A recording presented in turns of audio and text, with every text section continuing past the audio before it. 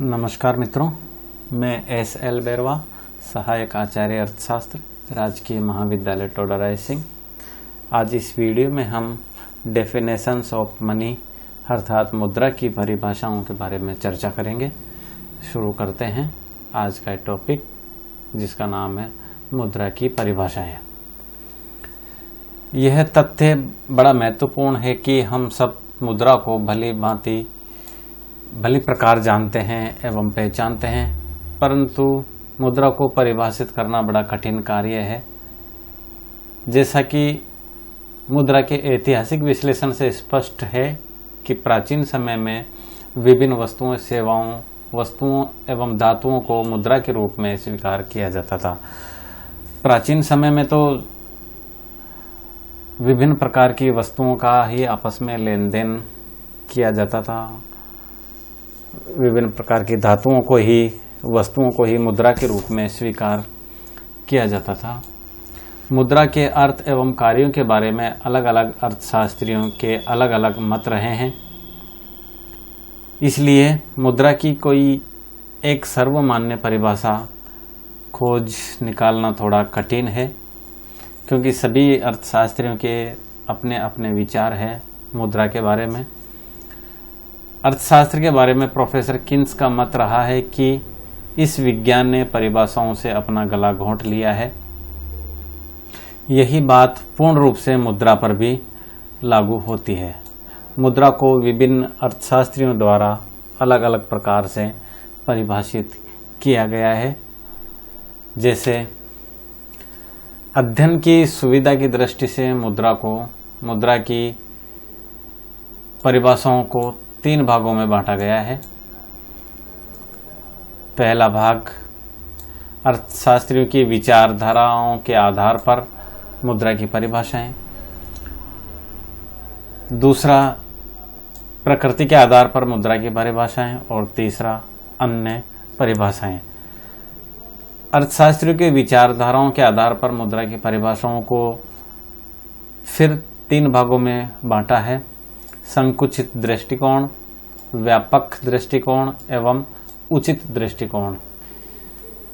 इसके बाद प्रकृति के आधार पर मुद्रा की परिभाषाओं को भी 3 भागों में बांटा है: कार्यात्मक या वर्णनात्मक परिभाषाएं, सामान्य स्वीकृति पर आधारित परिभाषाएं और तीसरा है वैधानिक परिभाषाएं।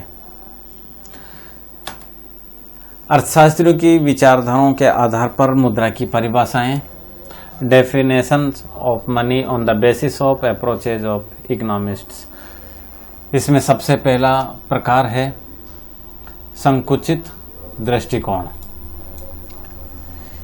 देखिए, इसके नाम से ही स्पष्ट है कि इसमें मुद्रा को किस प्रकार से परिभाषित किया है। इस वर्ग में मुख्य रूप से प्रोफेसर रॉबर्टसन की परिभाषा शामिल की जाती है। प्रोफेसर रॉबर्टसन के अनुसार कोई भी वस्तु जो वस्तुओं के भुगतान अथवा अन्य प्रकार के व्यापारिक ऋण शोधन में व्यापक रूप से स्वीकृत की जाती है, मुद्रा कहलाती है। कोई भी वस्तु जो वस्तुओं के भुगतान अथवा अन्य प्रकार के व्यापारिक लेन देन में स्वीकृत की जाती है, मुद्रा कहलाती है। प्रोफेसर रॉबर्टसन ने केवल धात्विक सिक्कों को ही मुद्रा माना है। धात्विक सिक्के वो सिक्के होते हैं जो धातु के, किसी न किसी धातु के बने हुए होते हैं, जिसकी वजह से मुद्रा का क्षेत्र बहुत ही संकुचित हो जाता है। रॉबर्टसन ने केवल धात्विक सिक्कों को ही मुद्रा माना है, इस वजह से इसका क्षेत्र बहुत ही संकुचित हो जाता है, इसलिए इसको संकुचित दृष्टिकोण की परिभाषा कहते हैं।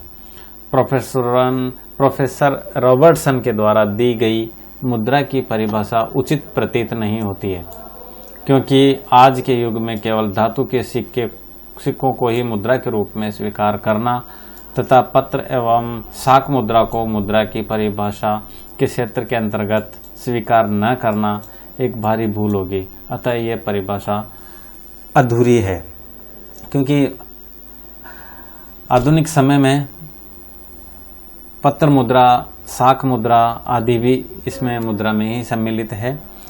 इस परिभाषा में अगर इनको सम्मिलित नहीं करने के कारण इसका दृष्टिकोण है बहुत संकुचित दृष्टिकोण है।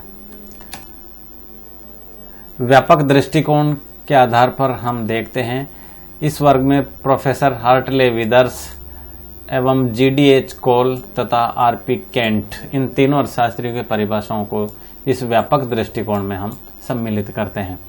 देखते हैं प्रोफेसर हार्टले विदर्स की परिभाषा।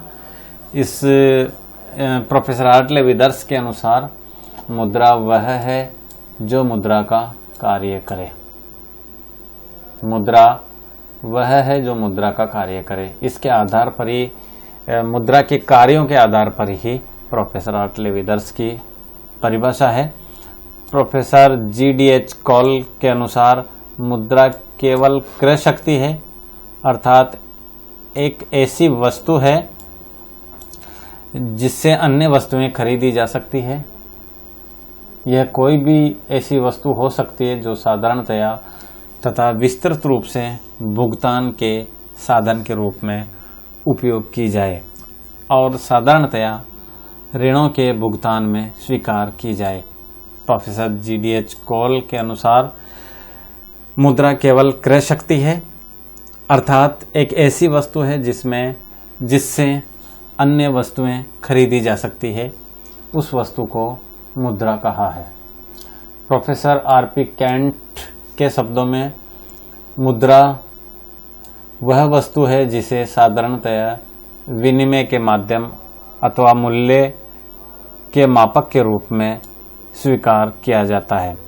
देखिए, मुद्रा का प्रमुख कार्य विनिमय का माध्यम है और मूल्य का मापक है। इन दोनों के आधार पर प्रोफेसर केंट ने मुद्रा की परिभाषाएं दी है। मुद्रा का व्यापक दृष्टिकोण पर आधारित परिभाषाओं में उन सभी वस्तुओं और प्रपत्रों को मुद्रा माना गया है जो विनिमय के माध्यम एवं मूल्य मापन हेतु प्रयुक्त किए जाते हैं। मुख्य जो कार्य है विनिमय का माध्यम और मूल्य मापन हेतु, इस आधार पर भी व्यापक दृष्टिकोण पर आधारित मुद्रा की परिभाषाएं है। उचित दृष्टिकोण, इसके अंतर्गत प्रोफेसर मार्शल एवं प्रोफेसर एली की परिभाषाएं शामिल करते हैं। जैसे प्रोफेसर मार्शल के अनुसार मुद्रा में वे सभी वस्तुएं सम्मिलित की जाती है जो किसी समय विशेष अथवा स्थान विशेष में संदेह अथवा विशेष जांच के बिना वस्तुओं और सेवाओं को खरीदने तथा खर्चों को चुकाने के साधन के रूप में साधारणतया चालू होती है। देखिए, प्रोफेसर मार्शल की जो मुद्रा की परिभाषा है उसमें उन्होंने कहा है कि मुद्रा में वे सभी वस्तुएं सम्मिलित की जाती है जो बिना संदेह के विशेष जांच पड़ताल के वस्तुओं और सेवाओं को खरीदने और खर्चों को चुकाने में एक साधन के रूप में प्रचलित रहती है, उसे मुद्रा कहा है। प्रोफेसर एली के अनुसार मुद्रा ऐसी कोई भी वस्तु है जिसका विनिमय के माध्यम के रूप में स्वतंत्रता पूर्वक हस्तांतरण होता है, जो ऋणों के भुगतान में सामान्य रूप से स्वीकार की जाती है। प्रोफेसर एली ने भी मुद्रा की जो प्रारंभिक या प्राथमिक कार्य हैं उससे संबंधित परिभाषाएं दी है। प्रोफेसर एली ने भी विनिमय के माध्यम के रूप में ही इस मुद्रा की परिभाषा स्वीकार की है। प्रोफेसर मार्शल एवं एली द्वारा दी गई मुद्रा की इन दोनों परिभाषाएं काफ़ी व्यवहारिक प्रतीत होती है, क्योंकि इन अर्थशास्त्रियों ने पत्र मुद्रा तथा शाक मुद्रा के महत्व को अपने अपने स्थान पर अलग अलग आधार पर स्पष्ट किया है। क्योंकि आधुनिक समय में केवल धातु को ही मुद्रा नहीं कह सकते हैं। इसमें मुद्रा में शाक मुद्रा, पत्र मुद्रा का भी अपना एक महत्वपूर्ण योगदान है, स्थान है। ये थी अर्थशास्त्रियों की विचारधारा के आधार पर मुद्रा की परिभाषाएं। अब नेक्स्ट है दूसरा प्रकार, प्रकृति के आधार पर मुद्रा की परिभाषाएं। Definitions of money on the basis of nature. इसमें सबसे पहले है कार्यात्मक अथवा वर्णनात्मक परिभाषाएं, फंक्शनल और डेस्क्रिप्टिव डेफिनेशंस। मुद्रा को कार्यात्मक अथवा वर्णनात्मक आधार मानकर विभिन्न अर्थशास्त्रीय मुद्रा की निम्नलिखित परिभाषाएं दी है। सबसे पहले प्रोफेसर हार्टले विदर्स की परिभाषाएं। मुद्रा वह है जो मुद्रा का कार्य करे। देखिए, इसमें मुद्रा वह वस्तु है या मुद्रा वह है जो मुद्रा का कार्य करे, अर्थात जो भी कोई भी वस्तु है वो जो मुद्रा काम करती है वही कार्य वह वस्तु करे, तो उसको भी हम मुद्रा कह सकते हैं। तो हार्टले विदर्स ने मुद्रा के कार्य के आधार पर इसकी परिभाषाएं दी है। प्रोफेसर विहेटलिसी के अनुसार यदि कोई वस्तु विशेष मूल्य निर्धारित करने में, वस्तुओं अथवा सेवाओं के आदान प्रदान करने में तथा अन्य मौद्रिक कार्यों में सामान्य रूप से प्रयोग की जाती है, तो वह मुद्रा ही, चाहे वह इसकी वैधानिकता या भौतिक विशेषता कुछ भी हो। प्रोफेसर विटस्लिस ने के अनुसार यदि कोई वस्तु मूल्य निर्धारित करने में, वस्तुओं और सेवाओं के आदान प्रदान करने में प्रयुक्त की जाती है, तो ऐसी वस्तु को मुद्रा कहा है। प्रोफेसर क्राउथर के अनुसार मुद्रा वह वस्तु है जो विनिमय के साधन अथवा ऋणों के निपटाने के साधन के रूप में सामान्यतः स्वीकार्य होती है तथा साथ ही मूल्य का मापक और संचय के आधार पर कार्य करती है। प्रोफेसर क्राउथर के अनुसार मुद्रा वह वस्तु जो विनिमय के साधन के रूप में स्वीकार होती है। विनिमय का साधन अर्थात कोई भी जिसके माध्यम से हम विनिमय करते हैं वो होता है विनिमय का साधन। तो क्राउथर ने विनिमय के साधन के रूप में जो स्वीकार की जाती है उसे मुद्रा कहा है।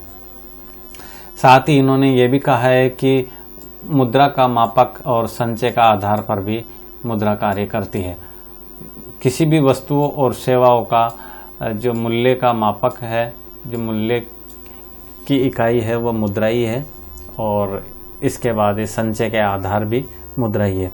कार्यात्मक अथवा वर्णनात्मक दृष्टिकोण के आधार पर दी गई मुद्रा की उपयुक्त परिभाषाएं अपने आप में संपूर्ण नहीं कही जा सकती है, क्योंकि इन परिभाषाओं में दिए गए विचार केवल मुद्रा के कार्यों को स्पष्ट करते हैं, मुद्रा की कोई उचित परिभाषा प्रस्तुत नहीं करते हैं। इन परिभाषाओं में मुद्रा की दो प्रमुख विशेषताओं सर्वग्राह्यता अथवा विधिग्राह्यता को स्पष्ट नहीं किए जाने के कारण यह दोषपूर्ण मानी जाती है। सामान्य स्वीकृति पर आधारित परिभाषाएं।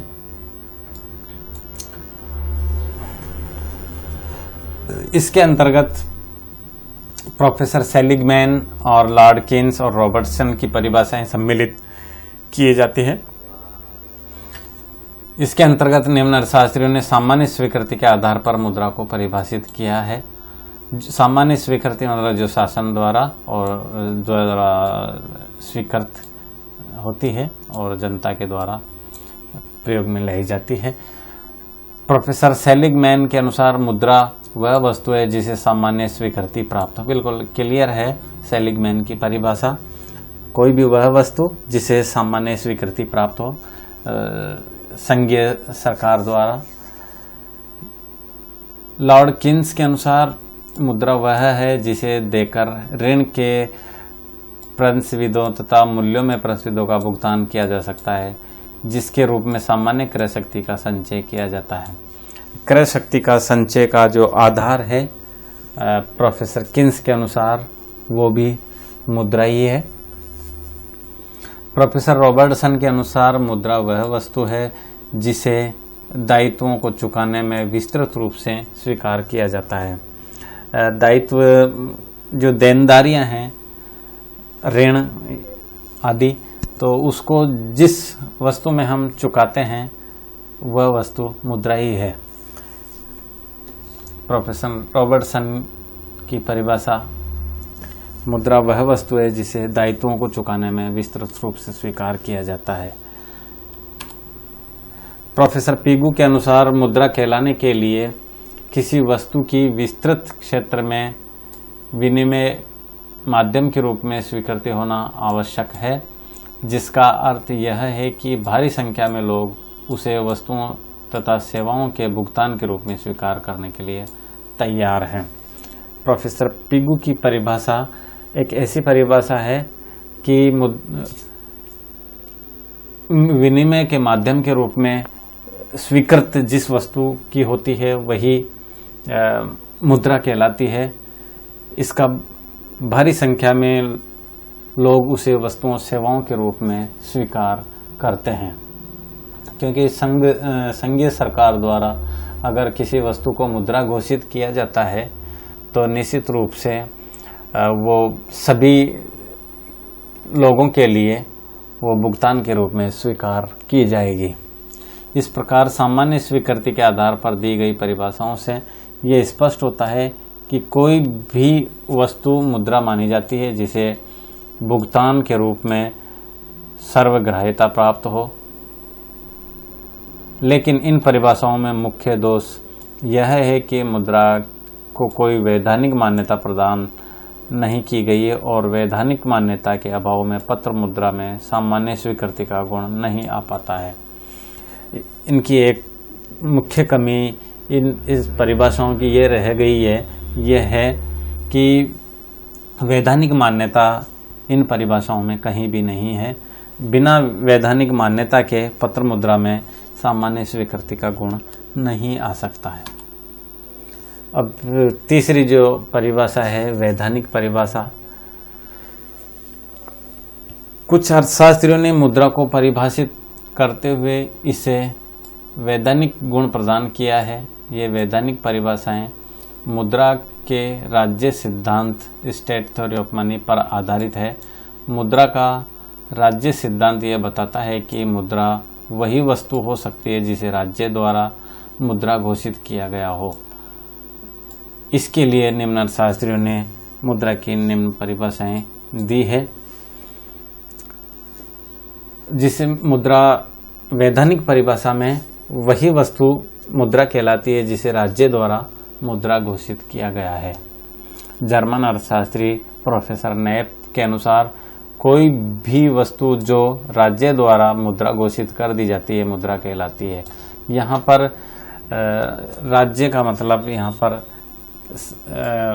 केंद्रीय सरकार द्वारा, केंद्र सरकार से लिया जाता है। यहाँ का कोई भी वस्तु होती है जो सरकार द्वारा मुद्रा घोषित कर दी जाती है मुद्रा कहलाती है किसी भी वस्तु।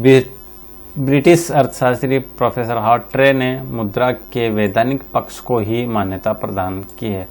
प्रोफेसर हार्ट्रे ने मुद्रा के जो वैधानिक पक्ष है, मान्यता प्राप्त वस्तु है, उसी को इन्होंने मान्यता दी है। इन्होंने मुद्रा को दो पक्ष, विधि ग्राह्यता लीगल टेंडर तथा लेखे की इकाई के रूप में परिभाषित किया है। ऐसी वस्तु को जिसमें विधि ग्राह्यता हो और वो लेखे की इकाई के रूप में कार्य करती है, उस वस्तु को हार्ट्रे ने मुद्रा कहा है। उपयुक्त वैधानिक परिभाषाएं व्यवहारिक रूप में उचित प्रतीत होती है, लेकिन ऐसा भी देखा गया है कि समाज में ऐसी भी वस्तुएं मुद्रा के रूप में स्वीकार की गई है जिन्हें राज्य ने मुद्रा घोषित नहीं किया है। इन परिभाषाओं में एक दोष यह भी विद्यमान है कि अगर जनता का विश्वास मुद्रा पर से उठ जाए तो व्यक्ति इस वैधानिक मुद्रा को स्वीकार ही ना करे। जैसे प्रथम महायुद्ध के पश्चात जर्मनी में अत्यधिक मुद्रा प्रसार के कारण वहां की जनता का विश्वास उस मुद्रा से उठ गया था। वहां की सरकार ने मुद्रा की वैधानिकता को बनाए रखने के लिए मुद्रा को अस्वीकार करने वालों के लिए मृत्यु दंड तक की भी व्यवस्था की थी, लेकिन फिर भी वहां की जनता का विश्वास मुद्रा पर नहीं जम सका। तो कोई भी वह वस्तु जिसे वैधानिक स्वीकृति प्राप्त हो, विनिमय का माध्यम के रूप में कार्य करती हो, संचय के साधन के रूप में कार्य करती हो, देयताएं उसमें हो, उसमें सम्मिलित हो, ऐसी वस्तु को हम मुद्रा कहते हैं। इसमें एक सबसे खास बात यह है कि जनता का विश्वास मुद्रा में बना रहे। अन्य परिभाषाएं इसके अंतर्गत कार्ल हेलफेरिक ने मुद्रा को परिभाषित करते हुए लिखा है कि मुद्रा से हमारा अभिप्राय उन सभी वस्तुओं एवं सेवाओं से है जो एक क्षेत्र विशेष में, आर्थिक प्रणाली विशेष में, आर्थिक व्यक्तियों के बीच आर्थिक सहयोग में सुविधा पहुंचाती है।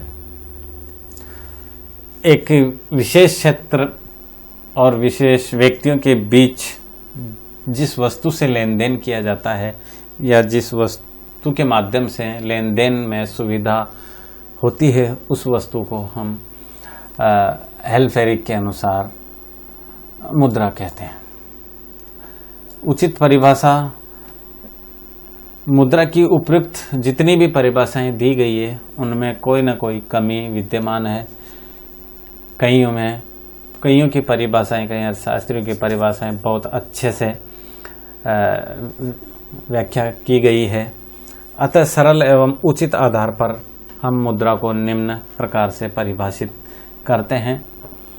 ये परिभाषा बहुत महत्वपूर्ण है। इसमें लगभग सभी अर्थशास्त्रियों की परिभाषाओं को सम्मिलित किया गया है। एक ऐसी खास परिभाषा जैसे कोई भी ऐसी वस्तु जिसे विनिमय के माध्यम, मूल्य मापक, ऋणों के भुगतान तथा क्रय शक्ति के संचय के रूप में स्वतंत्रता, विधिग्राह्यता एवं सामान्य स्वीकृति प्राप्त हो, मुद्रा कहलाती है। ये था मित्रों मुद्रा की परिभाषाएं। Thank you.